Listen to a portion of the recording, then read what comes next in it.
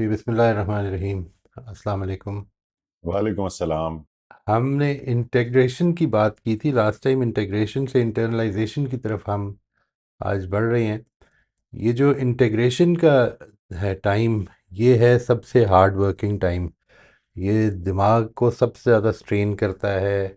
It requires the most effort. और इसके बाद असल में जो चेंज आती है, आज हम उसकी तरफ बात कर रहे हैं। हमने बात शुरू की थी from exposure. Exposure was the first place, I mean ignorance was the first place, the zero place जिधर हम खड़े हैं। ज़ीरो से हम जब वन पे आते हैं तो दैट इज़ एक्सपोजर। वन से जब टू पे आते हैं तो that is integration. Integration is the hard work. जो एक्सपोजर में जो हार्ड वर्क है, वो सिर्फ अपने आप को हम्बल रखना है, ओपन रखना है। और जो इधर हार्ड वर्क है, वो एक नई हैबिट को डेवलप करना है। और जब वो हैबिट डेवलप हो जाती है और उसमें ईज़ पैदा हो जाती है, तो इसको इंटरनलाइजेशन कहते हैं।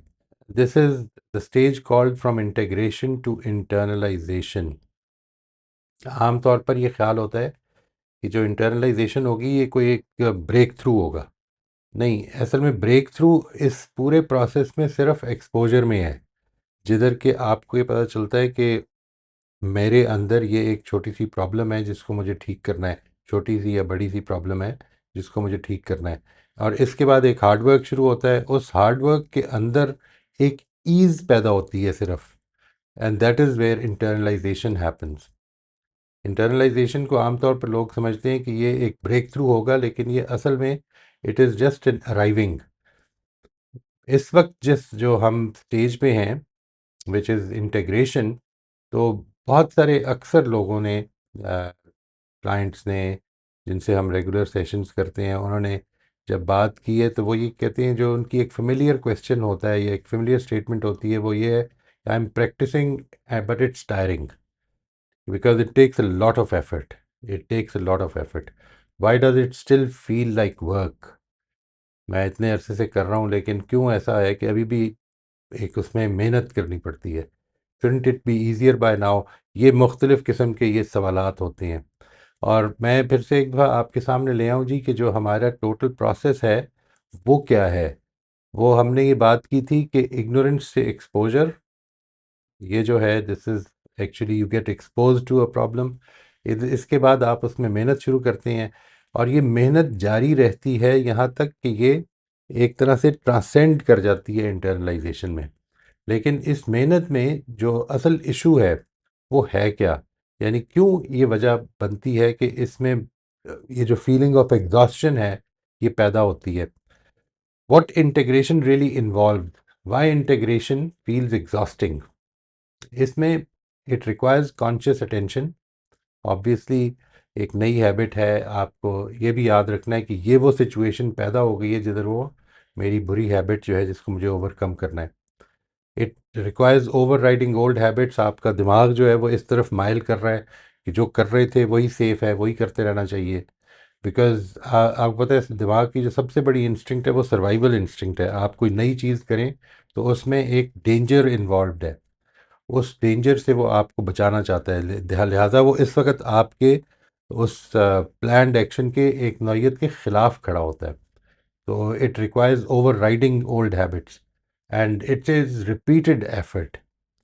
बार बार आपको एफर्ट करनी है। और देखिए एफर्ट किस किस जगह पे करनी है। सबसे पहले इस जगह पे कॉन्शियस होना है कि मेरी ये टाइम आ गया है कि जिधर मुझे इस नई चीज़ को या नए रिस्पॉन्स को लेके आना है।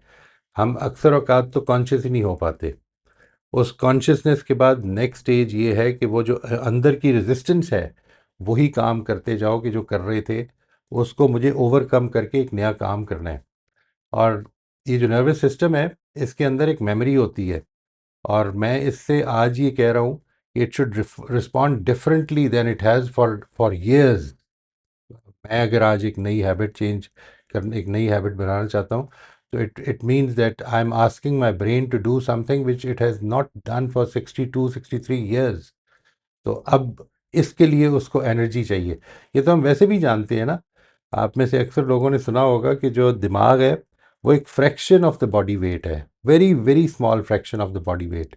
लेकिन वो दिमाग, वो आपकी बॉडी की एनर्जी के एक सिग्निफिकेंट लेवल पे, तकरीबन 25 से 30% एनर्जी जो है वो इस छोटे से चंद ग्राम्स के दिमाग ने खा जानी है। और जिस वक्त ये एफर्ट वो कर रहा होता है तो वो और भी ज़्यादा खाता है, लिहाजा इस वजह से इट फील्स वेरी एग्जॉस्टिंग। इसमें जो आपने क्रिटिकली रीफ्रेम करना है इस एग्जॉशन को, वो ये करना है कि effort here means that in my brain new new pathways are being built, old ones are being interrupted. ये जो फटीग इस वक्त हो रही है स्टेज पे, ये रेजिस्टेंस नहीं है, ये रीवायरिंग है। ठीक है, it is not that I need to stop doing this effort, मुझे इसको रिवायर करना है। ये वैसे ही जिस तरह मैंने सबसे पहले कलम पकड़ना सीखा था, उसके बाद बड़ा बुरा सा ए लिखा होगा या बी लिखा होगा या कैट लिखा होगा, and today I can write effortlessly. ये जो, and even without thinking about it I can write if I want to write. अगर मुझे लैंग्वेज आती है तो मेरे लिए उस लैंग्वेज को लिखना कोई मुश्किल नहीं रहा, बिकॉज ऑफ द प्रैक्टिस। तो इसी तरह से ये टाइम भी आ जाएगा कि आप ये नई चीज़ें जो कर रहे हैं ये करने लग पड़ेंगे। What internalization is and is not. Internalization is ease, वो जो आप कर रहे थे इंटरनलाइजेशन, अब इंटीग्रेशन से इंटरनलाइजेशन में जब आप जा रहे हैं तो इसमें जो बुनियादी फ़र्क पड़ेगा वो ये पड़ेगा कि आपको महसूस होगा कि वो इतनी एफर्ट नहीं मांग रहा। पहले बहुत सटल होगी, आपको महसूस ही नहीं होगा, आपको लगेगा कि अभी I still have to work very hard, but with time it will become easier. ये जो ईज़ है आपकी इंस्टिंक्ट का हिस्सा बन जाएगा। वो जो चीज़ आप पहले कॉन्शियस हो के याद करते थे कि ये वो टाइम है कि जिधर मुझे अपने गुस्से को कंट्रोल करना है या मुझे काम रहना है, अब वो आपके लिए इंस्टिंक्टिव फैसला हो जाएगा। यू बिकम मोर रिलायबल, मेरा वो रिस्पॉन्स ज़्यादा रिलायबल हो जाएगा। But it is not that you'll become perfect. ये परफेक्शन नहीं है। ये तो मैं वैसे भी बहुत दफ़ा अर्ज़ कर चुका हूँ कि इस दुनिया में इंसान के लिए परफेक्शन, एक आम आदमी के लिए, हमारे जैसे एक आम इंसान के लिए परफेक्शन सिर्फ एक टारगेट हो सकता है, ये अचीवेबल नहीं है। इसका मतलब इमोशनल नमनेस भी नहीं है, ऐसा नहीं कि अब आपको फील नहीं हो रहा, लेकिन वो ईज़ पैदा हो गई है। और एब्सेंस ऑफ चैलेंज भी नहीं है। ज़िंदगी ने हमेशा नई सिचुएशंस, नए सर्कमस्टांसेस, नए हालात, नए कॉन्टेक्स्ट पैदा करते रहने हैं, और उसमें मेरे लिए चैलेंजेस भी क्रिएट होते रहने हैं। इस चीज़ का मुझे हर वक्त ख्याल रखना है। ये शिफ्ट होती कैसे है? इसमें जो पैदा होती है शिफ्ट, ये बेसिकली आपके उस एक्शन की फ्रीक्वेंसी से, यानी यूँ समझ लें कि अगर वो एक्शन जो है वो एक डेली बेसिस का एक्शन है तो वो फ्रीक्वेंसी ज़्यादा होगी उसकी। लेकिन अगर वो वीक में एक दफ़ा होता है, आप किसी के घर जाते हैं हफ्ते में एक दफ़ा, और उधर वो सिचुएशन पैदा होती है, तो वो जो फ्रीक्वेंसी है, यानी वो जो आपके किरदार का हिस्सा बनना है, उसमें टाइम ज़्यादा लगेगा, because the frequency is low. Consistency है और टाइम है, यानी you have to be consistent all the वे।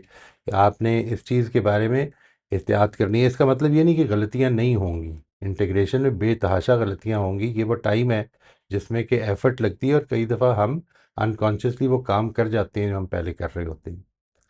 इसमें एक बड़ी फेमिलियर सी एनालॉजी मैंने सामने रखी है आपके, कि आप अगर कोई नई लैंग्वेज सीखते हैं, या आपने अगर किसी बच्चे की डेवलपमेंट देखी हो, तो वो टूटे फूटे अल्फाज बोल रहा होता है। वो अक्सर औकात अल्फाज में भी, I remember it was a time of slight grief, my my grand son, उसको जब हम कहते थे ना कि वो गिनती सुनाए, तो वो 1 2 3 सुनाते हुए he would reach 1 2 3 4 5 6 and then सेना।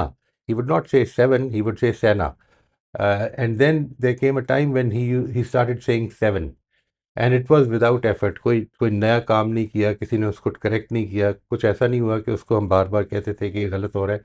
उसने खुद ही सुन सुन के उसको 7 कर लिया। जब ये हुआ तो हमारे लिए वो जो चीज़ थी वो एक नौयत का ग्रीफ था कि वो टाइम गुजर गया है।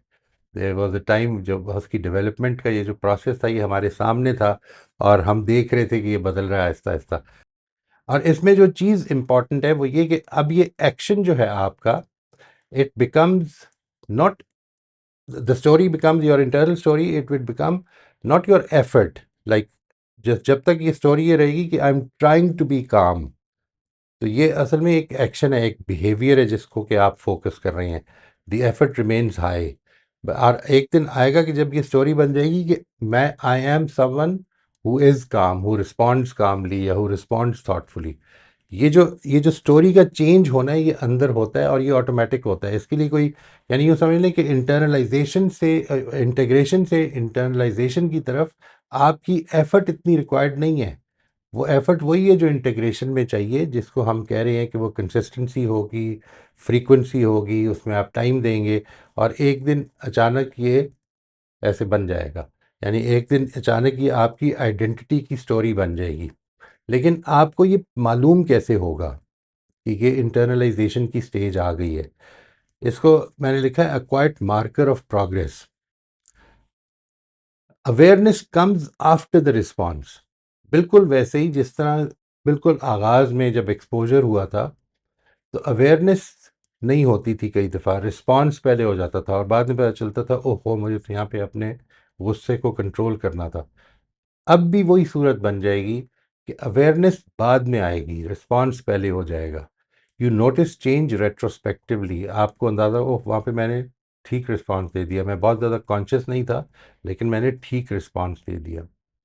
यहाँ पर इस स्टेज पर जो बिलअमूम गलतियाँ होती हैं जो इसको थोड़ा सा स्लो कर देती हैं वो ये कि, और ये भी नेचुरल होती हैं क्योंकि हमको इसका कॉन्शियसली अंदाज़ा नहीं होता कि हम अब उस स्टेज पे पहुँच गए हैं, इसलिए इन पे कोई बहुत ज़्यादा परेशान होने की ज़रूरत नहीं है। यानी लेकिन ये हो जाती हैं कि we are constantly self checking. जिस तरह से हम इंटीग्रेशन के आगाज़ में अपने आप को बार बार चेक कर रहे थे, उसी तरह से इस स्टेज पे भी चेक कर रहे होते हैं। एक्सेसिव करेक्शन करने की कोशिश कर रहे होते हैं, अपने आप को, अपने वर्ड्स को ठीक करने की कोशिश कर रहे होते हैं, अपने आप को ज़्यादा कॉन्शियस रखने की कोशिश कर रहे होते हैं। ये Aahista Aahista, we don't let go, Aahista Aahista इसमें ईज़ पैदा होनी शुरू हो जाती है। इसमें जो द की shift required is from effort to trust. अब now you have reached the stage where internalization requires trust in repetition. ये हो जाएगा when the time comes, I will give the right response. Trust in time, trust in the process. मैंने जो process इख्तियार किया है वो इस तरफ ले जाएगा। मैं प्रैक्टिस कर रहा हूँ, इंशाल्लाह ये प्रैक्टिस एक दिन मेरी सेकंड नेचर बननी शुरू हो जाएगी।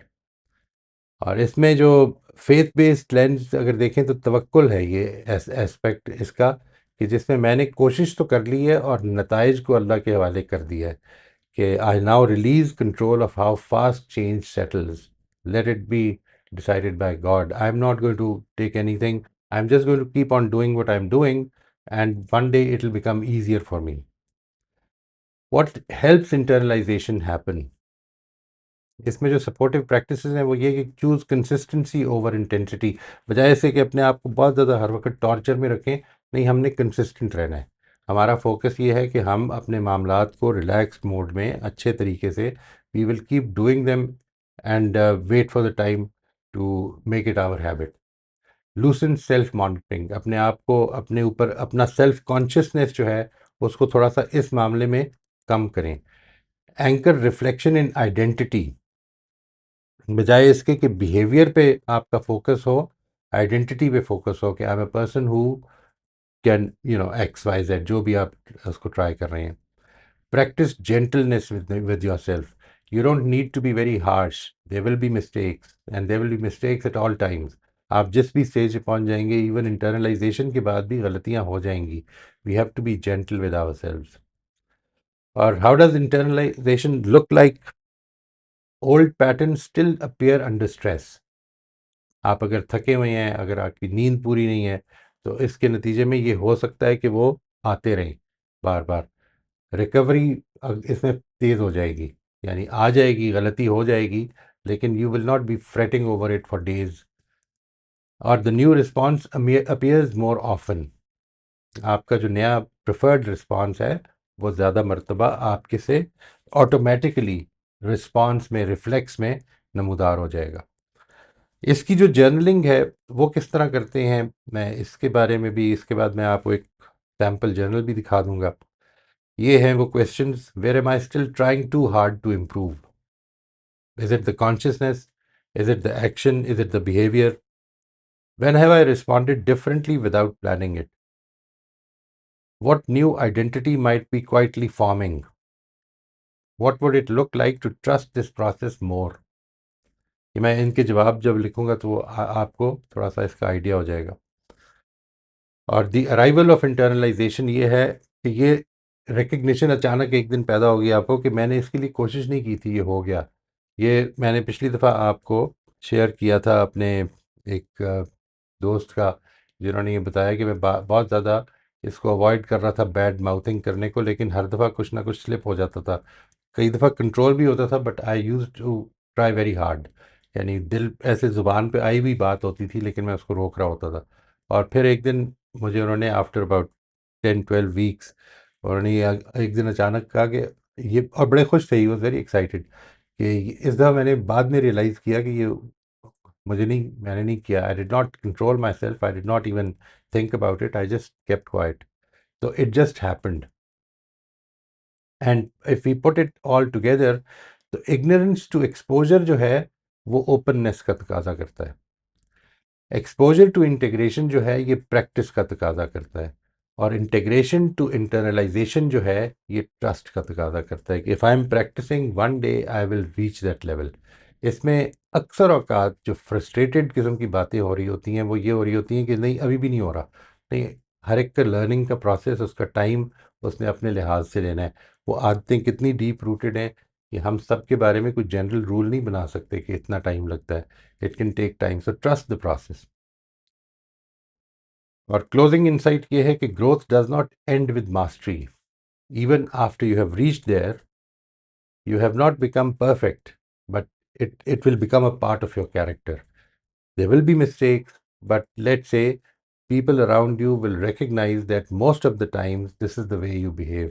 It will become more sort of predictable कि ये आप करेंगे। और इसकी जो फाइनल कैरी फॉरवर्ड क्वेश्चन है जो मैंने लिखा है वो ये है कि where in my life might I need more trust, not more effort. मैं कर रहा हूँ, ठीक कर लेता हूँ। या आपने देखा होगा कि जिस वक्त जो जो आप में से बहनें कुकिंग करती हैं, उन्होंने ये महसूस किया होगा कि there was a time where every action was very conscious, and today you can make something, a dish maybe, without much thought about it. बहुत ज़्यादा कॉन्शियस होने की ज़रूरत नहीं है। ज़ाहिर है कि आपको you have to measure all those things, लेकिन बहुत ज़्यादा ये जो था ना कि कितना टाइम इसमें लगता है और कितना टाइम इसमें लगता है, now it becomes a part of your nature and it becomes easier. तो you have to trust more rather than effort. मैं साथ ही आपके सामने जर्नल एंट्री ले आता हूँ, अब जो मैंने की थी सैम्पल के तौर पर आपके सामने रख देता हूँ। इसमें जो पहला क्वेश्चन है वो ये है कि where am I still trying too hard to improve. जैसे मैंने ये लिखा कि I notice that when irritation arises I sometimes monitor myself too closely, watching every word and judging whether I am responding correctly. I'm still trying to control the moment instead of allowing the restraint I've practiced to emerge naturally. इस वक्त बजाय इसके कि वो जो होना है वो नेचुरली हो जाए, मैं उसको कंट्रोल कर रहा होता हूँ, अपने रिस्पॉन्स को देख रहा होता हूँ कि मैं ठीक वर्ड्स यूज़ करूँ, ठीक लहजा होना चाहिए मेरा। क्वेश्चन नंबर 2 ये था कि when have I responded differently without thinking about it first.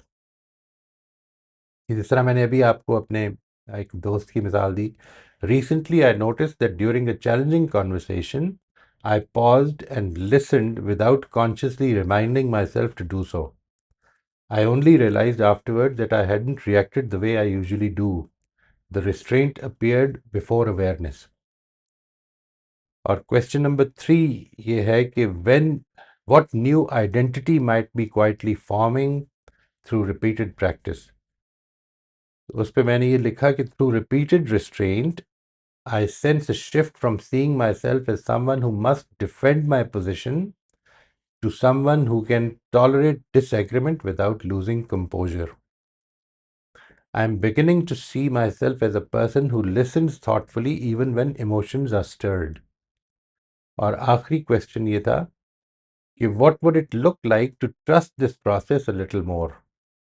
इसमें मेरा ये ख्याल है कि trusting this process would mean loosening my self-monitoring during conversations and allowing the practiced restraint to function on its own.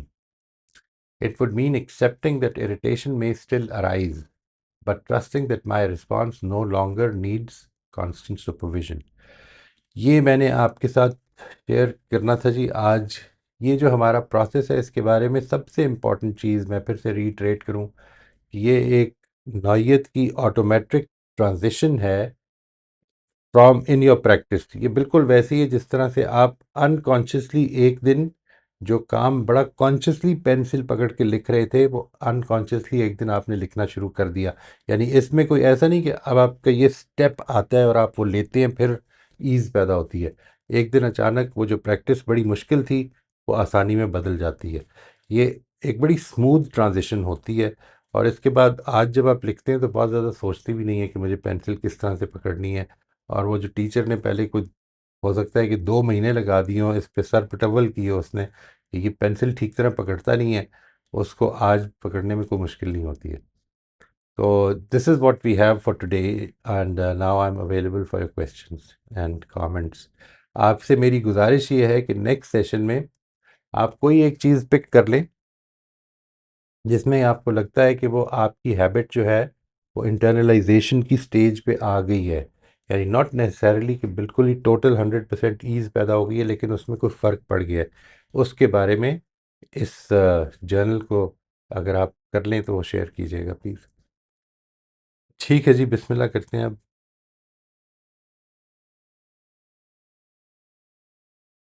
मोहित साहब, जो एनालॉजी आपने language सीखने वाली दी वो मुझे बड़ी अमेजिंग लगी। और जितने आपने बाकी पॉइंट्स मेंशन किए थे अभी, वो बड़े अच्छे से उसमें सिमट रहे थे उस एक एनालॉजी में। अगर एक और एनालॉजी मैं यहाँ पे दूं,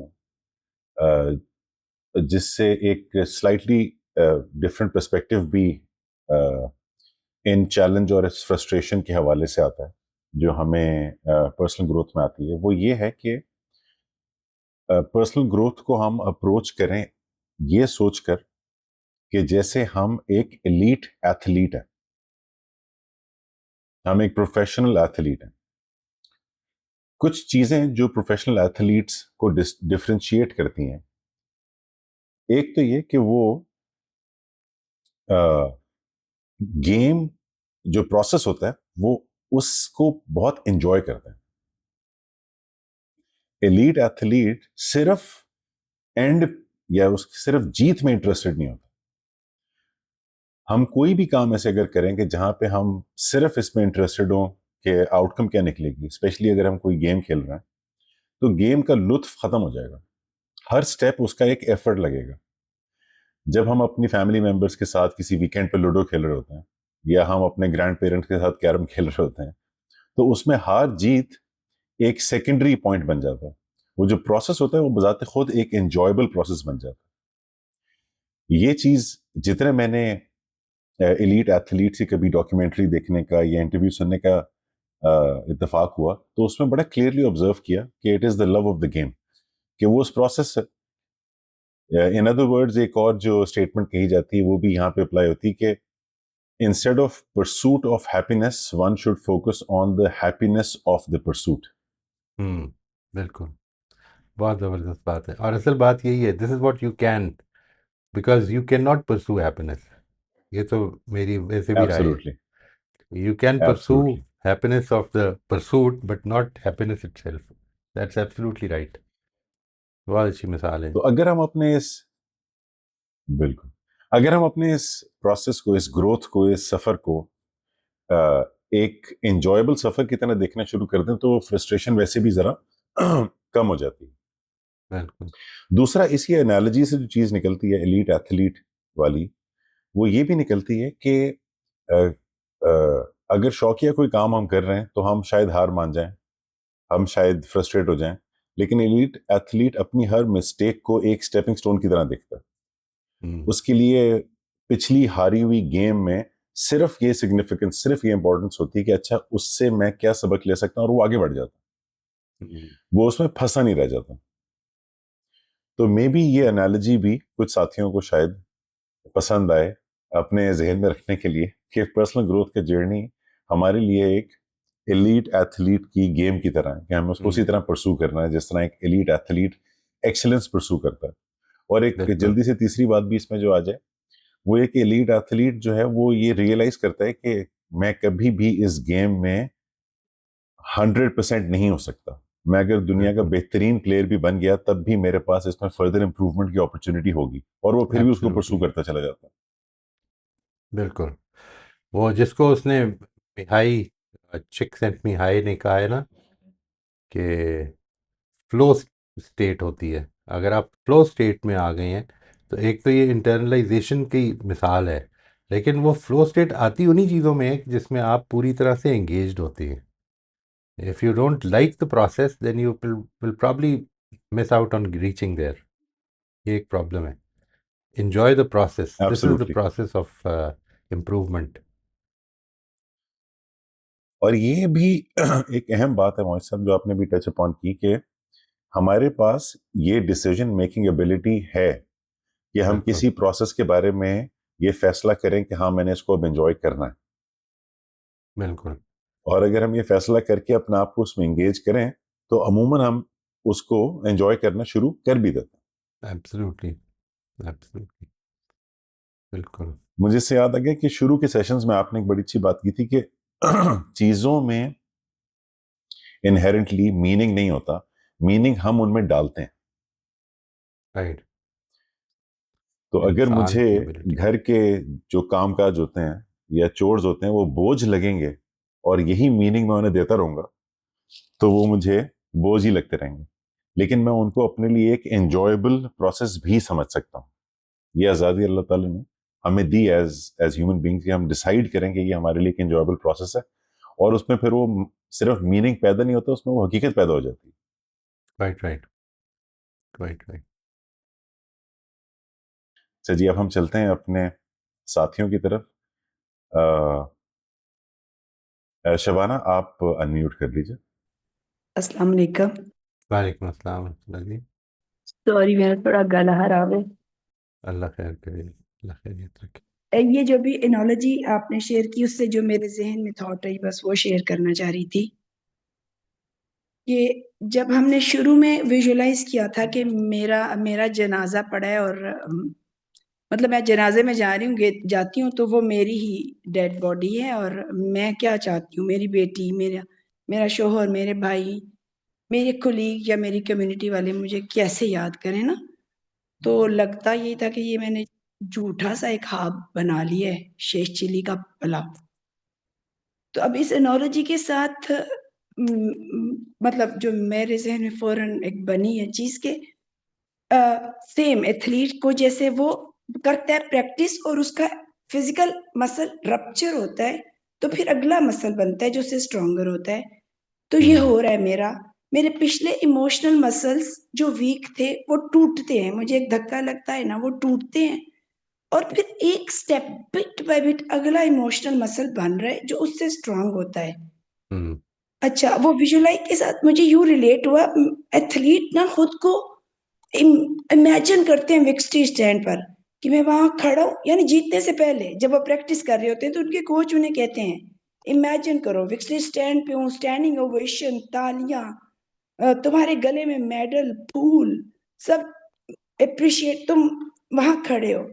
तो वो विजुलाइज को मैं ऐसे इमेजिन करने की कोशिश करती रही, और लेकिन मुझे लगता था ये बेमानी सी प्रैक्टिस है।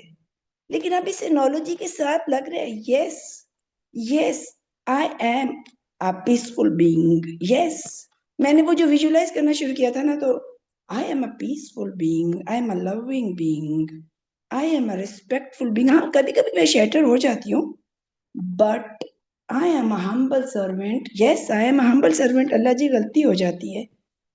Oh, yes, I am getting from you, and I am sharing wherever it is possible the blessings you are giving me. And the best of the blessings is the love and the respect. And you are the source of love and respect, my Allah. You know, sometimes it's going like this. ये analogy से ये सारा, sorry आवाज खराब है और थोड़ी excitement भी लगता है ज्यादा है।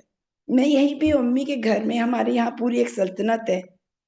पिंड विच जमीन है ते एक भरा ते दूजा भरा ते कजन ते रस्सों के रोले, एक गली हमारी है, ये तुमने 2 मरले आगे ले लिया है, तो मैं एक दूसरे घर में पनाह लेने आई हूँ।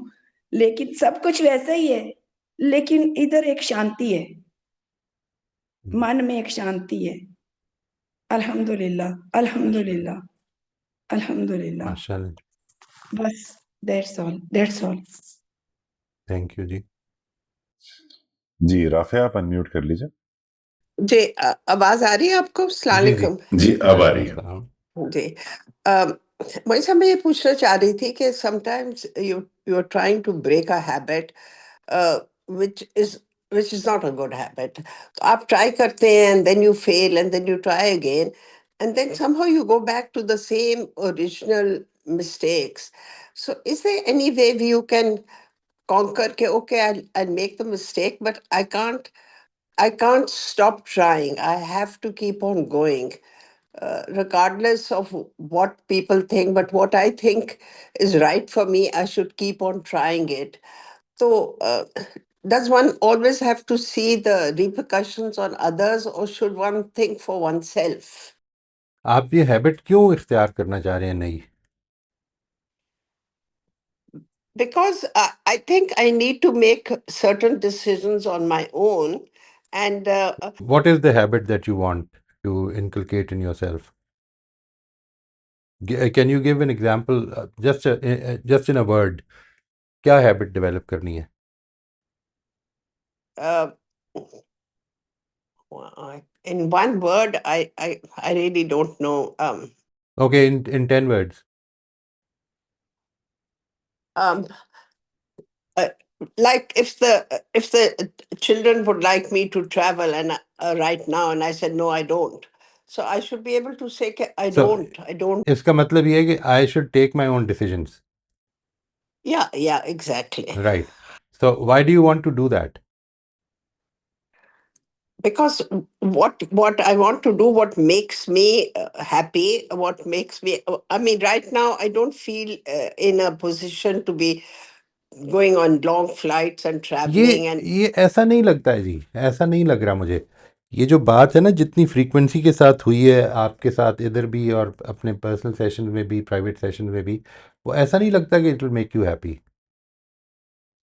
यानी इसकी वजह कोई और है, ये हैप्पीनेस नहीं है इसकी वजह। उसकी मैं आपसे वजह अर्ज करता हूँ कि क्यों नहीं लगता। यानी अगर ये इतनी क्लियर कट हैप्पीनेस इसमें होती ना, तो असल में बच्चों के रिस्पॉन्सेज आपको मैटर ही ना करते। आपको असल में अनहैप्पीनेस उधर से भी मिल जाएगी जो बच्चों के रिस्पॉन्सेज होंगे। ये आप महसूस करती हैं ना? yeah, definitely, yeah. हाँ, तो फिर ये हैप्पीनेस नहीं है। It is may be it is your comfort.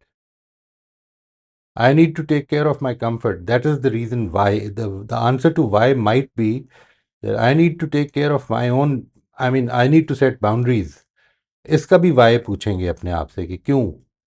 Why do you need to set boundaries? Why do we need to be able to decide on our own so that we can decide according to our values? I am going to be answerable to God, and if everything I do for people, how can I be answerable to God? ये जो पूरा process है इसको ठीक कर लें। क्यों करना चाहती हैं? इसलिए कि अगर ये क्यों डिसाइडेड नहीं है ना, तो आपको असल में, मिसाल के तौर पर, ये फैसला करने के बाद कि मैंने अपना फैसला कर लिया, मैंने वो कर दिया है जो कि बच्चे चाहते थे या नहीं चाहते थे, वो कर दिया। अब बच्चों का रिस्पॉन्स सामने आएगा, तो now what will happen is that you will regret your decision, because this is a general pattern. What ever you might decide, ऐसा लगता है कि you have this tendency of regretting it afterwards. ये am I making any sense to you? Can you associate with this? Yes, definitely. Because I don't want them to feel hurt. Right, so that is going to make And you if unhappy. yeah, You but see, yes, but then I इस चीज़ को feel पहले तो hurt समझें। myself. नहीं, एक minute, सबसे पहले इसको समझें। It is whether you want happiness because you made somebody else happy, एक ये हैप्पीनेस है, और एक ये हैप्पीनेस है that you took your own decision and decided on your own, एक ये हैप्पीनेस है। What is more important? What are you willing to sacrifice for the other? हैं दोनों ही आपकी पर्सनल, बच्चों के इसमें इन्वॉल्वमेंट ना लाएं। एक सूरत ये है कि किसी और को खुश करना है मुझे ताकि मैं खुश रहूं, और एक सूरत ये है कि मुझे अपने आप को कंफर्ट में रखना है ताकि मैं खुश रहूं। कौन सी चीज़ ज़्यादा इम्पॉर्टेंट लगती है आपको? फैसला आपने खुद करना है। खुद करने के बाद इत्मीनान से खड़े हो जाएं और उस फैसले पर क्योंकि वो कॉस्ट है उसकी। जो चीज़ भी आप देनी पड़ेगी ना, वो आपके फ़ैसले की कॉस्ट है। उस पर रिग्रेट करने के बजाय इसको देखें कि मैंने तो ये हासिल करना था ना। मिसाल के तौर पर, बच्चों की खुशी के लिए, किसी की खुशी के लिए आपने अगर कोई ऐसा काम कर दिया जो अब आपको डिस्कम्फर्ट में डाल रहा है, तो ये डिस्कम्फर्ट उस खुशी की कॉस्ट है। मैंने खुशी को तरजीह दी थी, मैं इस डिस्कम्फर्ट को बर्दाश्त करता हूँ। और दूसरी सूरत क्या होगी कि बच्चों को नाखुश करना इस कंफर्ट की कॉस्ट है। मैंने कंफर्ट इख्तियार कर ली है, अब बच्चों ने नाखुश होना ही था, ये पहले ही पता था मुझे, तो होने दें, दिल का गेट ओवर इट। ऐसा तो नहीं कभी ऐसा हुआ है ज़िंदगी भर के लिए बंदा नाराज़ ही हो गया हो, बस अब हम दुखी रहेंगे, या किसी एक्शन से अब हम सारी ज़िंदगी खुश रहेंगे बाकी की? नहीं, ज़िंदगी ने चैलेंजेस पेश करते रहने हैं। आज एक चैलेंज है, कल दूसरा है। एक तरफ से ये है, दूसरी तरफ सारी ज़िंदगी की मुख्तलिफ एस्पेक्ट से चैलेंजेस आ रहे हैं। आपको किसी को अपनी कंफर्ट के लिए नाराज़ भी करना पड़ेगा, लेकिन नाराज़ करना आपका इंटेंशन कभी नहीं होनी चाहिए। ये दोनों अलग अलग चीज़ें हैं ना। तो what is it that you are preferring at this time? What would you like to prefer at this time? Find out and define the reason why do you want to prefer it at this time. जब आप ये दोनों चीज़ें decide कर लेंगे, तो इसके बाद उसके अंदर एक कन्विक्शन पैदा हो सकती है। अगर आपने वेल कंसिडर्ड कॉस्ट है जो दे रही हो, अगर वेल कंसिडर्ड है, नहीं है कंसिडर्ड, आपने अपना कंफर्ट चूज़ किया, बाद में पता चला ओह इससे तो बच्चे नाराज़ हो गए, तो अब फिर एक रिग्रेट शुरू हो जाएगा। उसको रिव्यू करना, उसको वापस आना, चलो ठीक है मान लेता हूँ, ये सब कुछ हो जाएगा। लेकिन अगर आपने कंसिडर किया हुआ है, उसके बाद नहीं होगा। मुझे पता है ऐसा ही होना था, ऐसा हो सकता था, वो हो गया, ठीक है कोई बात नहीं, हो जाएगा। वो बहुत ही जरा सा मुश्किल हो जाता है, because they are doing it out of love and then you feel that okay maybe I am being selfish, maybe I should sacrifice my comfort or right. whatever, but on the other so hand, if you don't want to do it. So no there are many things that you don't want to do. ये मसला नहीं है। अगर वो मेरे लिए वो जो फ़ैसला है उसमें ये चीज़ इम्पॉर्टेंट है, बस मैं इतनी बात आपसे अर्ज़ कर रहा हूँ कि ये क्राइटेरियन जो है ना कि किसी को खुश करना पड़ेगा मुझे, एक है कि मैंने अपने लिहाज से, अपनी वैल्यू सिस्टम के लिहाज से, अपने तरीके के लिहाज से अपना, this is something that I can take, मैंने इस बेसिस पे फ़ैसला किया है, तो इसमें मुझे कोई रिग्रेट नहीं होगा, इसलिए कि कोई खुशी, कोई गमी, कल को जिस वक्त आप ये फैसला कर लेंगे ना, तो नेक्स्ट क्रॉस रोड्स फिर से इसी जगह ला के खड़ा कर देगी आपको एग्जैक्टली exactly, कि मुझे वो दूसरे they are doing it out of love, तो मुझे मान ही लेना चाहिए। तो आप अपना फैसला करना कि का इख्तियार छोड़ दें फिर। अगर if that is what you going to decide, you have to decide on the basis of something that you can sustain without regret. देखें, ये जो सारी ज़िंदगी की कहानी ये बन गई ना कि मैंने सारी ज़िंदगी दूसरों के लिए फ़ैसले किए, ये कोई अच्छी कहानी नहीं है। yeah, अपने आप को बताने के लिए भी कोई अच्छी कहानी नहीं है।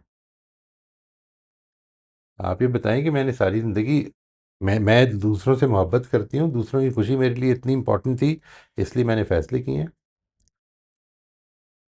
और ये फ़ैसले करते हुए मुझे पता था कि मैं डिस्कम्फर्ट में पड़ूंगी, मैंने ली डिस्कम्फर्ट, नोइंगली ली है, नो प्रॉब्लम, इसके बाद कोई रिग्रेट नहीं है। Because what I wanted was for them to be happy. But this is not what you can sustain. This is the problem. They will not remain happy for the rest of their lives because you did this. Problem ये है। yeah, next cross road पे फिर आप इसी जगह पे खड़े होंगे। अब उनकी वो इतनी मोहब्बत से कह रहे हैं तो मैं उनकी बात मान लेती हूँ, तो फिर मान लें, कोई मसला, मुझे तो इस पर कोई प्रॉब्लम नहीं, आप मान लें। ये it is not out of habit, it is out of crossroads. वो जो डिसीजन मेकिंग का जो प्रोसेस है उसके बारे में क्लैरिटी नहीं है, उसके बारे में क्लैरिटी yeah, पैदा कर लें अपने आप को। right. And then stick to it. ठीक है, maybe for some time they'll be upset, but then I guess they'll become okay. Uh, I think it's like standing on your feet. You think, okay, now I'll make the decision. Wali baat. But if all your life other people they have been deciding for you, then it becomes a little challenging. You see, I don't know. We can't do anything about the past. If all your life you've been doing certain things, that doesn't give you any reason not to do a new thing today. If all my life I've been reacting, I've been a reactive person, I should become more responsive now. It doesn't matter what I've been doing all my life. If it is the right thing to respond in a different way today, I should do that. Let's see what happens. Well, I mean, this is maybe it is. There are so many other things in their life probably which you're not taking seriously. But let me be very honest about it. I mean, they are, once you decide, बस बात खत्म हो जाएगी. थोड़े अरसे के बाद ठीक हो जाएगा, नॉर्मलाइज हो जाएगी चीज़. वो आके फिर से कहेंगे कि नहीं कर ही लेते हैं, नहीं फिर पीछे पड़ जाएंगे. आपने अगर फैसला कर लिया है, कोई नया क्राइटेरियन नहीं आ गया है, तो उस फैसले पर खड़े रहें, बस खत्म हो गई बात. और या फिर इस फैसले पर खड़े रहें कि फिर इस पे बात नहीं करनी. प्रॉब्लम असल में ये है, किसी भी तरफ जाएंगे आपने बात करनी है, you will still regret, because this is being the pattern. क्या करें उसमें?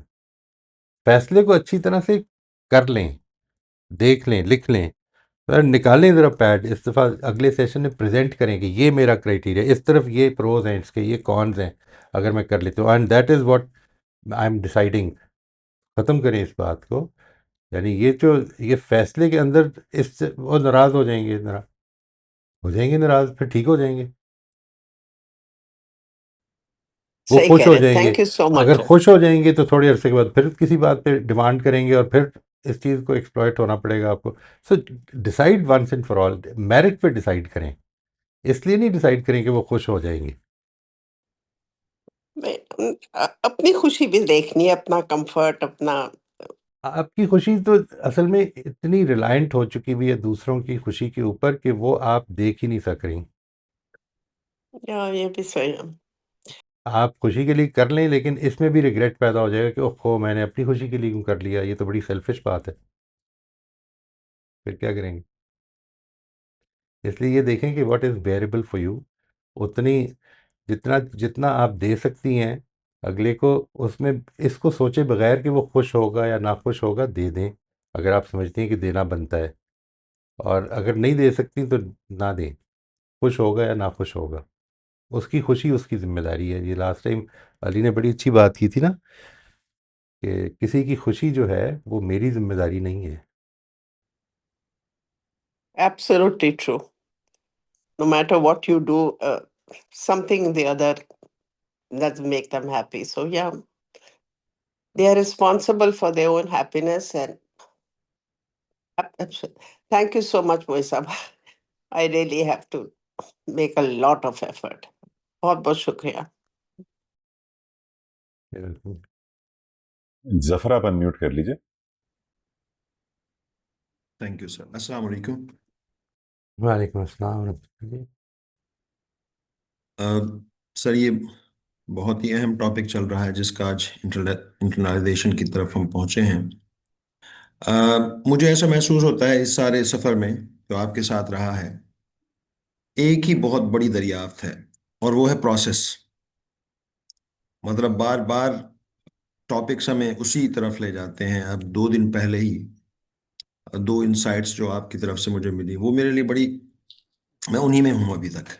फॉर एग्जाम्पल, जब आपसे पूछा गया, मैंने पर्सनल पूछा था कि कुरान अरबिक के हवाले से, तो आपने कहा कि उसको प्रोसेस बना दें, उसमें अशरे लगते हैं, सदियां लगते हैं, इसको छोड़ दें, शुरू कर दें. तो एक वो बहुत बड़ी बात थी मेरे लिए. और उसके बाद एक और हमारे मेंबर को आपने बताया, जो मुझसे उन्होंने शेयर किया था, कि बुक को कैसे रीड करना चाहिए. कि मतलब न्यू टूल्स आ गए हैं, उसको हम बहुत ही जल्दी से पढ़ भी लेते हैं, उसके अंदर से वो सारी समरी निकाल भी लेते हैं, नॉलेज मिल जाती है. तो आपने उस पर भी कहा कि वो असल में वो जो प्रोसेस करवा रहा होता है राइटर, ऑथर, वो हम नहीं इंजॉय कर पाते. वो एक पूरा जर्नी है जो करवा रहा होता है. तो ये ना पिछले 2 दिन में बार बार मुझे रिमाइंडर, हालांकि देखिए ये पता है कि इस सारे सफर में बार बार यही मालूम होता रहा कि प्रोसेस, प्रोसेस, प्रोसेस. लेकिन वो बार बार चीजें ऐसी मिल रही हैं बार बार कि वो उसको ज्यादा स्ट्रेंथन कर रही हैं, उस अकीदे को, उस बात को कि प्रोसेस अहम बात है। हम्म, और जब ये बात पता चल जाती है, तो वही बात जो सर अली ने भी कही है कि वो फिर असल में प्रोसेस ही खुशी बन जाती है। वो सारा सारी एग्जैक्टली। वो जर्नी ही एग्जैक्टली। सफर बन जाती है। ये इतनी अहम बात थी कि मैं चाह रहा था कि मैं आपके सामने रखूं, इसमें कुछ मजीद और रहनुमाई हो तो वो भी मुझे मिले। दूसरी बात ये है कि जैसे अभी आज का हमारा टॉपिक था कि पहले हमें इग्नोरेंस एक्सपोयर मिलता है, फिर हम उसको क्या करते हैं, इंटरनालाइज करने के लिए एफर्ट करते हैं, फिर वो ईज की तरफ जाता है। ऐसा प्रोसेस था ना सर, ऐसे ही कुछ जी जी, वर्ड्स हैं। उसको इंटीग्रेशन तो कहा था असल में, हाँ, इंटीग्रेशन, इंटीग्रेशन। या बिल्कुल। इंटीग्रेशन। तो ये इसको सर मैं महसूस कर पाता हूँ, मतलब ये ऐसे ही है। फॉर एग्जांपल मैं कहता हूँ कि सालों पहले मैं अपने बच्चों को पढ़ाने के लिए ऐसे टीचर्स की तलाश में था जो उनसे सवालात करें, उनके अंदर क्यूरियोसिटी भरें, बजाय इसके कि कुछ नॉलेज दें। अब मुझे नहीं मिल पाए ऐसे टीचर, खैर। लेकिन फिर सावधान है कि मैंने अपना सफर शुरू किया कि इस खुद ही शुरू करते हैं, ये सफर खुद ही सीखने का शुरू करते हैं। तो मेरे लिए अहम तरीन चैलेंज ये होता था कि बच्चों से क्या पूछा जाए, बात क्या की जाए, हम्म, कैसे उन पे लेवल पे आकर के गुफ्तगू की जाए, सवालात कैसे उठाए जाए। तो वो इतना मेरे लिए मुश्किल होता था सर कि मैं वो सवालात लिखता रहता था, इंटरनेट से उठाता रहता था लिस्ट ऑफ क्वेश्चंस। लेकिन वो मुझे बात समझ नहीं आ रही थी कि असल में कि ये मेरा असल में जर्नी है, मेरा प्रोसेस है जिसको मैंने करना है। जी। आज जब मैं देखता हूँ अल्हम्दुलिल्लाह कि हम बच्चों के साथ जब काम कर रहे हैं, और तो ये सबसे खूबसूरत और सबसे इंटरेस्टिंग जो एक्टिविटी मुझे लगती है वो बच्चों के साथ गुफ्तगू करना लगती है। उनसे सवालात करने हैं, उनसे बात करना, उनके साथ क्यूरियोसिटी, वो चीज़ जो मैं अपने बच्चों के लिए ढूंढ रहा था, मुझे ऐसे महसूस होता है कि वो हम बच्चों के लिए डेवलप कर सकते हैं, कर रहे हैं और पैदा कर रहे हैं वो चीज़ें करने की। तो ये बिल्कुल दुरुस्त बात है कि वो आपकी जो एक्सपोयर मिलता है, फिर वो इंटीग्रेशन के लिए आप एफर्ट करते हैं, फिर इंटरनलाइजेशन का एक वो पूरा पीरियड आता है। यहाँ एक सवाल है सर, ये सारा जब मैंने सारा तमहीद में बताया, ये मैं मेरे साथ ऐसे होता है, बल्कि रिसेंटली ऐसे हुआ है कि बस प्रोसेस का पता लग गया, इसके लिए मैंने एफर्ट भी की, इसको इंजॉय भी कर लिया। लेकिन बाज़ औक़ात कुछ ऐसा महसूस होता है, कुछ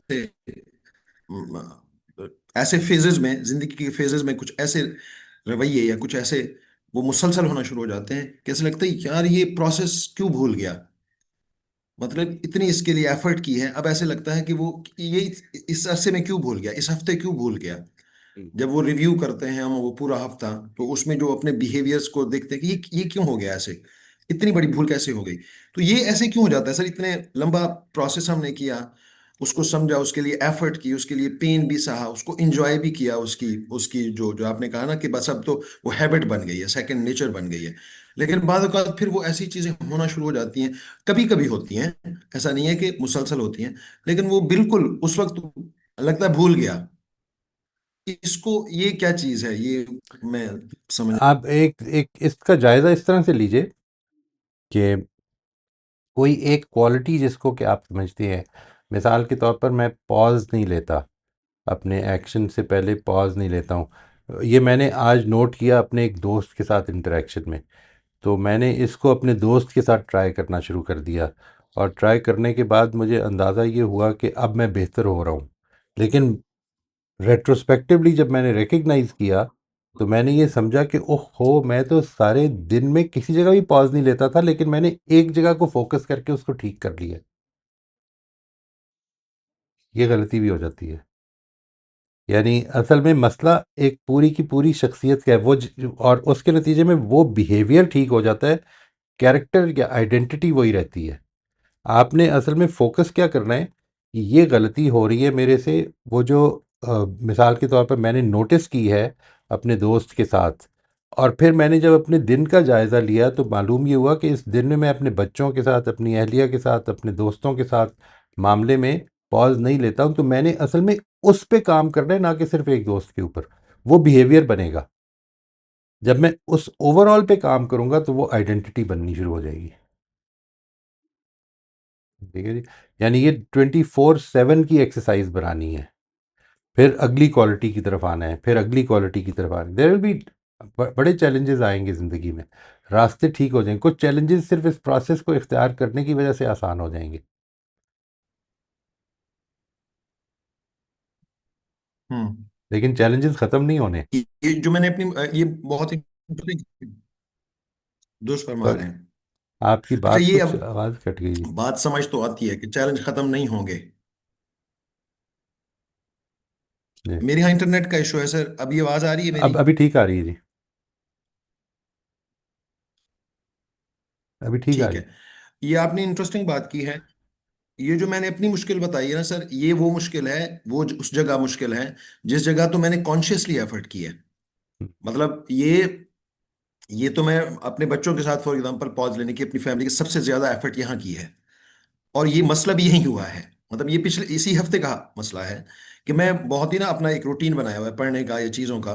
तो वो मेरे लिए रूटीन इतना अहम होना शुरू हो गया कि वो बच्चे ने आके अगर इंटरप्ट किया तो मैंने कहा यार छोड़ दो, मुझे टास्क कंप्लीट करना। हालांकि मैं ऐसे नहीं करता, वो मेरे हम्म, लिए टास्क अहम हो गया। वो बच्चे का इंटरेक्शन मेरे लिए अहम नहीं रहा। हालांकि मुझे पता है कि वो बच्चे के साथ जो इंटरेक्शन है वो अहम है। मतलब मैं इसको हम्म, प्रैक्टिस कर चुका हूँ, इसके ऊपर बहुत ज्यादा पास्ट में काम कर चुका हूँ। लेकिन एक हफ्ता ऐसे रहा, वो मेरे लिए टास्क सब कुछ हो गया कि वो मेरे जो टास्क है ना वो कंप्लीट नहीं है आज।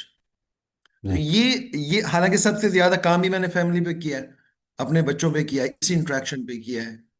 तो ये यहाँ हुआ है। हम्म। नहीं, कुछ चीज़ें ऐसी होंगी जिसमें जिसमें ये फीलिंग बड़ी नेचुरली होगी, वो प्रोसेस ही की वजह से हो जाएगी। यानी वो क्या होती है, एक अभी जो आपने मिसाल दी है वो नहीं है। यानी आपने मिसाल ये दी है कि जब एक आदमी ने आकर इंटरप्ट किया आपके काम को, डिस्ट्रैक्ट किया आपको, तो आपके जहन में ये ख्याल आया कि यार ये तो असल में मेरा काम डिले हो जाएगा, और फिर उसके नतीजे में। लेकिन कुछ जगहों पर ऐसा इसके अलावा भी कुछ हो सकता है। मिसाल के तौर पर if you are writing something और आपको डिस्ट्रैक्ट कर दिया, तो आपको लगेगा कि ये जो एक चेन ऑफ थॉट्स बनी हुई है, ये अगर टूट गई तो अब फिर एक नई चेन ऑफ थॉट्स बनेगी, वो मेरे कंट्रोल में नहीं है। ऐसा लगता है कि कंट्रोल में नहीं है।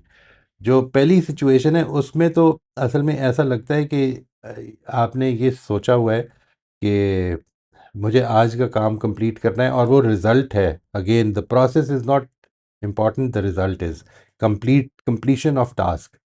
यहाँ पर जो दूसरी सिचुएशन है जो मैंने आपसे अर्ज़ की है, इसमें प्रोसेस भी वजह हो सकती है, लेकिन इसके लिए मैंने जो तरीका इख्तियार किया जनरली वो ये है कि वो ऐसे टाइम अपनी रूटीन ऐसी बनाई जाए जिधर के ये वाले जो इश्यूज़ हैं ना, कि घर वालों की ज़रूरतें होती हैं या कोई काम करवाते हैं, वो उस वक़्त उनके लिए वो काम करवाने या ज़रूरत देनी पॉसिबल ही ना हो। मैं अपने अपने टाइम टेबल को मैंने दिन भर के टाइम टेबल को थोड़ा सा चेंज कर लिया। But then again there can still be distractions.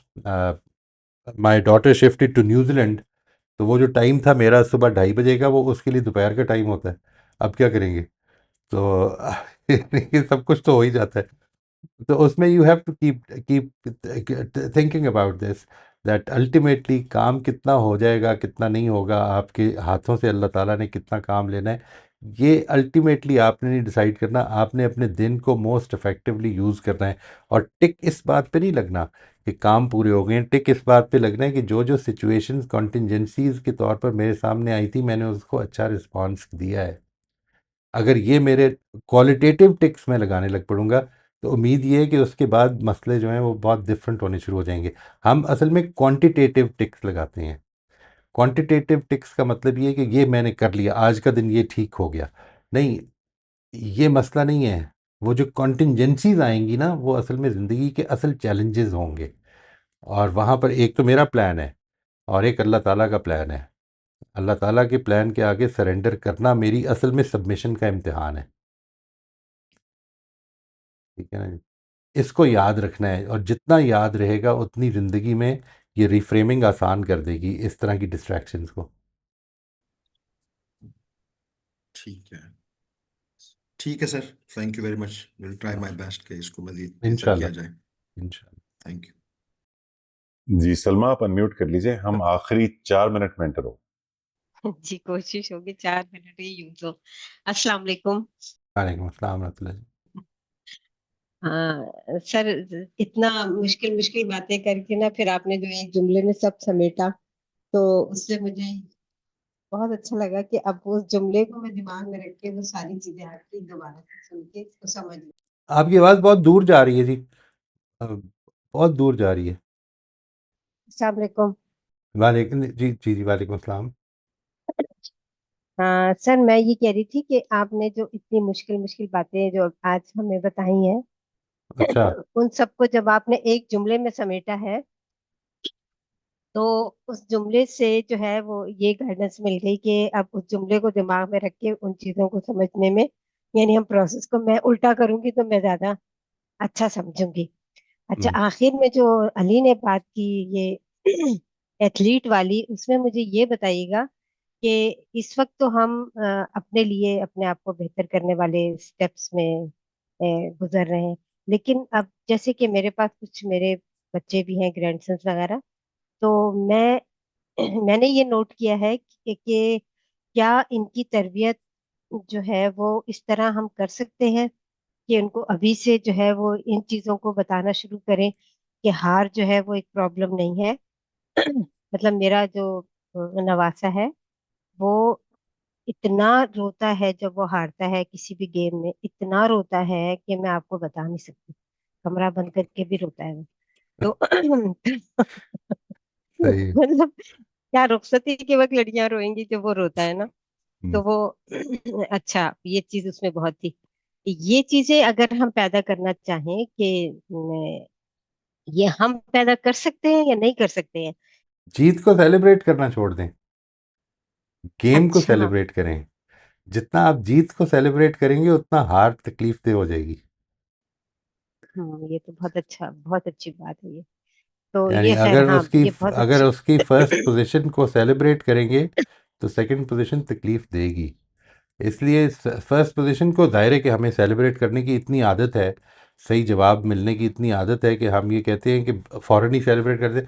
उसके तरीके डिफरेंट करने हैं। यानी मिसाल के तौर पर नंबर अच्छे आए हैं, मेरी दिलचस्पी इससे ज़्यादा है कि तुमने इस साल में सीखा क्या है या इस दौर में सीखा क्या है। यानी उससे क्या फ़र्क पड़ रहा है। What do you think has become easier for you.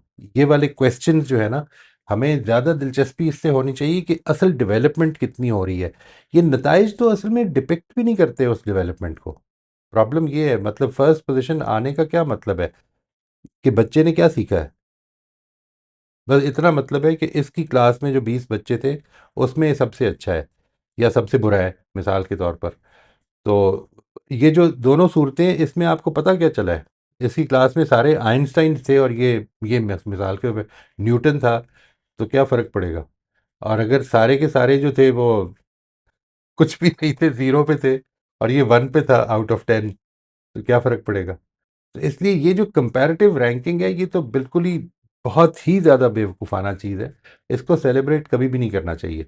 यानी जो चीज़ इम्पोर्टेंट है वो ये कि हमने क्या चीज़ नई सीखी, अब हम अगली दफ़ा क्या चीज़ बेहतर कर सकते हैं, इस चीज़ को सेलिब्रेट करते हैं। और ये हमेशा अपने हिसाब से होती है, ये कभी कंपैरेटिव नहीं होती। ठीक है, मैंने किसी को हरा दिया, ये कंपैरेटिव है, या किसी से हार गया, ये कंपैरेटिव है। लेकिन मैंने आज ए लिखना ठीक कर लिया, ये कंपैरेटिव नहीं है, ये अपने आप अपनी डेवलपमेंट है। और ये डेवलपमेंट है जो काम आएगी। इसको सेलिब्रेट करें, इसको ठीक है सेलिब्रेट सर। करें। ठीक है ना जी। सर, अब मेरा दूसरा सवाल ये है कि मैं जब हूँ ना, जब इसी तरह के गेम खेलती थी और अभी भी खेलती हूँ, कभी लूडो या कैरम वगैरह, तो मैं ना बेईमानी करती हूँ। तो जहां मुझे मौका मिलता है मैं वहां बेईमानी कर जाती हूँ। तो लेकिन अच्छा, अब होता ये है कि जो सामने वाला मेरे साथ खेल रहा होता है, वो इस चीज को नहीं पकड़ पाता। लेकिन जो आसपास लोग बैठ के एंजॉय कर रहे होते हैं या देख रहे होते हैं, इत्तेफाक से कभी होते हैं कभी नहीं, वो पकड़ लेते हैं कि जी हाँ, आपने बेईमानी की। तो मैं इस चीज को ना बहुत एंजॉय करती हूँ कि मेरी बेईमानी इन लोगों ने पकड़ी है। और फिर जो शोर होता है और फिर वो सब लोग इस तरह से करते हैं कि तुमने ऐसे किया, तुम ऐसे, तुम बेईमान हो, तुम ये हो वो, तो मुझे बहुत मजा आता है ये सारी चीजें सुनकर। तो मैं ये कहती हूँ कि मेरे अंदर जो ये चल रहा होता है ना, ये बेईमानी नहीं होती है, और मैं ये चाहती हूँ कि जो सामने वाला है वो कितना अटेंटिव है और मतलब अपने सारी चीजों को दिमाग में रख कर खेल रहा है। हर तरफ उसकी नजर है। मैं इस चीज को ज्यादा वॉच करती हूँ कि सामने वाला कितना होशियार है। तो ये पता नहीं सर अच्छी आदत है या बुरी आदत है। ये मैं असल जरूर करती आप जिंदगी में टीचर रही हैं ना, हाँ हाँ बिल्कुल रही हूँ। तो अभी ये भी शायद फोकस हूँ। फोकस ज्यादा बाहर की तरफ है। ठीक है। अच्छा अच्छा।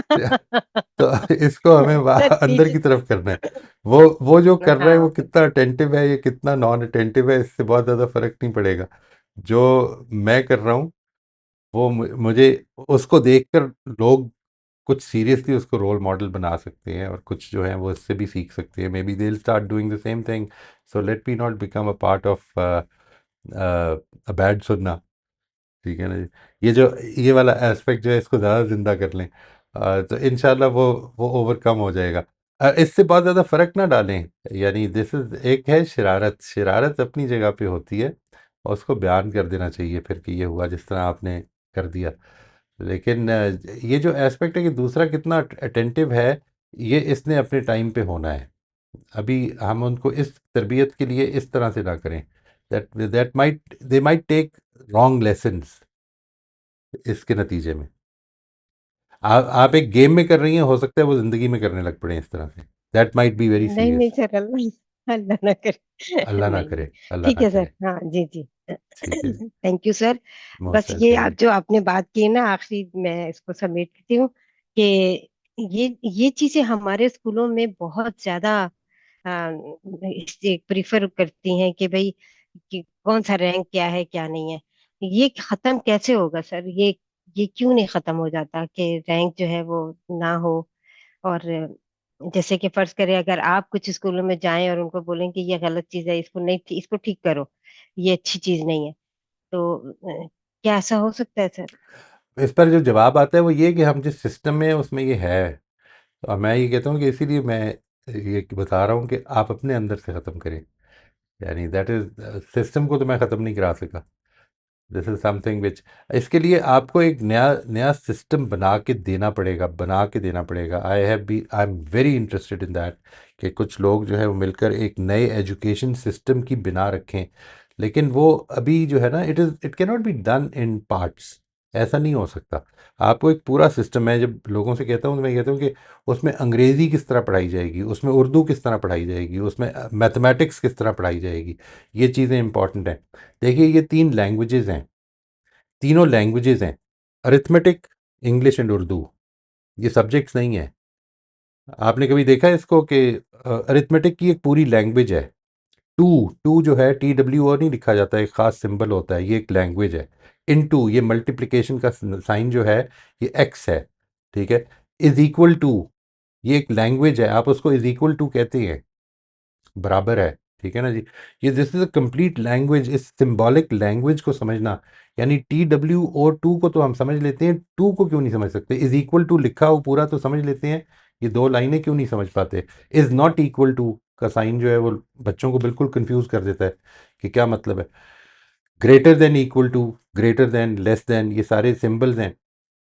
ये पूरी एक लैंग्वेज है, इसको किस तरह पढ़ाया जाना चाहिए, ये this is a very different topic. मैं अभी जो लोग होल लैंग्वेज अप्रोच के बारे में, या जिसको आप कहते हैं ना कि from from from the story to the word, हमारी हमारी जो प्रोग्रेशन होती है वो होती है लेटर, लेटर से बनता है वर्ड, वर्ड से बनता है सेंटेंस, और सेंटेंस से बनती है पैराग्राफ, और फिर पैराग्राफ से स्टोरी।